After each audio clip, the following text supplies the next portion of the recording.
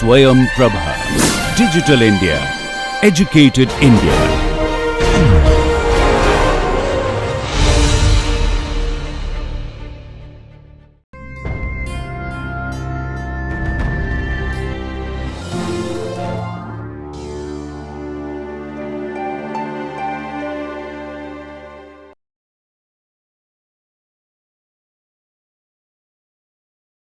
Now, in the remaining few minutes, what I want to do is, I want to find out how the bonding between steel and wood have to be.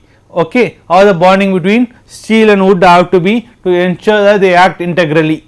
Okay, so say I add, this is designing the connection between steel and wood. Okay, so I add the cross section in here, which is steel and wood. So now say, let us say I nail through the steel and I penetrate through the wood like this. Okay, this is the cross section. Now in the elevation, or this is in the y z plane, if I look from bottom, what will happen is I will have the steel plate with some screws on it at equal distances apart. Screws or nails nailed onto it at some equal distances apart. Okay. Now let us say the spacing of this nails is S. Okay.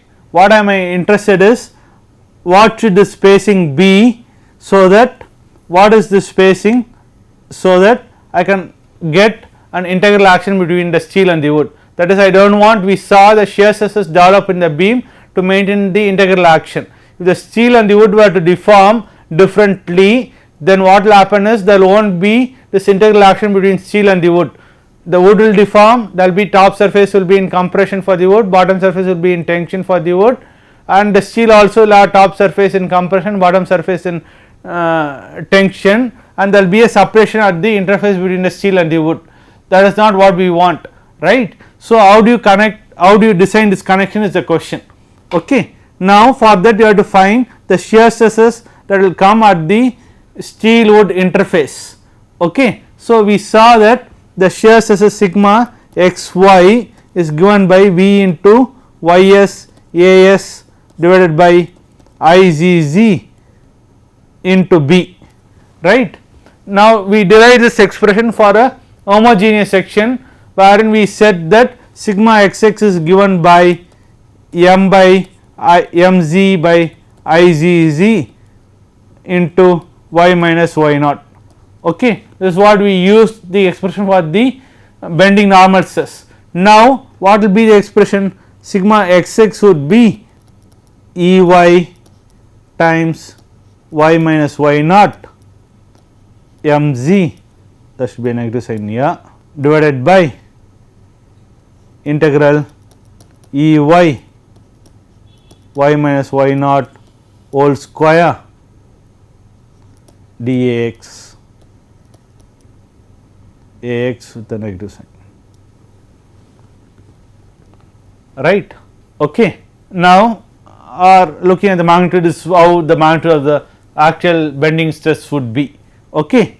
Now what I was interested was d sigma xx by dx is what gave us this Vy here, right. So that will still be minus E of y minus y naught divided by integral E of y minus y naught whole square dAx into dmz by dx, that will be minus Vy, which will mean that this will be Ey times y minus y naught Vy divided by integral E of y minus y naught whole square dAx. Okay. Now that is d sigma xx by dx. Okay. So now either I have to do it like this, wherein I have to go from first principles and rewrite the sigma xy expression as Vy divided by integral E of y minus y naught whole square dAx b of y no, into B into integral y minus y naught dAx E of y dAx up to the section where I am interested in finding the shear stress, okay, from y to d by 2 say up to an or dAx section, that is up to, if I am interested in the shear stress at this location, this will be dAxs, okay. So that is how this is from the first principles. On the other hand, if I use the equivalent section approach, then I need not change this expression for shear stress, it will remain the same, except that now I have to use this as the cross section of this beam, this as the cross section of the beam, wherein this will be m times b, this is b, this is d, and this is t, and my expression for sigma x y remains as Vy into Ys into As divided by Izz of this section times B of that section, okay. So now then the problem boils down to the same thing as before, okay. You have a section, you can find y s As for that up to this point, you have to find y s As up for this entire region, okay, for that entire region, and then you have to find what is the tributary area of this nail. The tributary area of this nail would be the width of the cross section times s, wherein this is s by 2,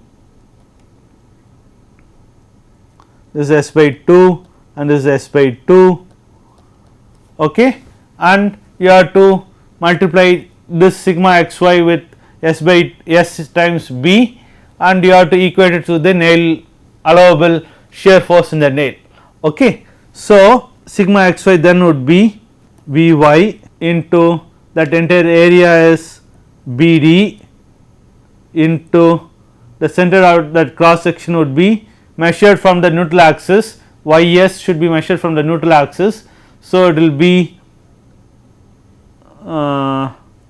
neutral axis is somewhere here, this is the neutral axis, the center of that cross section would be this distance is d by 2, and I know that this distance is y naught. So I am interested in this distance, that distance would be d by 2 plus t minus y naught, okay. So this will be d by 2 plus t minus y naught divided by Izz is for this section would be the expression given in here, Izz for this cross section would be this expression in here with E of foot as the Young's modulus, this will be the effective moment of inertia of that, okay. So divided by Izz into B is, I am looking at the wood interface, so I have to look at the shorter region, so it will be B, okay. This into S into B must be the shear force allowable in the nail. So once we know this, you can rearrange to find B, okay. That is how you solve this problem, okay. So that is it for today's class. What you have looked at is how do you analyze inhomogeneous beam, how do you find the axial stresses, how do you find the shear stresses, and how do you analyze for the deflection of the beam, okay. The basic equation is, basically there are two approaches. One is you can modify the basic equations to get these expressions for y naught and the bending equation, or you can transform the cross section by using a modular ratio times the corresponding width of the cross section when the variation in the cross section is only along the one direction, y direction, okay. Then you can do this modular ratio approach, whereas this bending equation are general when the variation in the cross section of the properties is both in the y and z directions, okay. Thank you.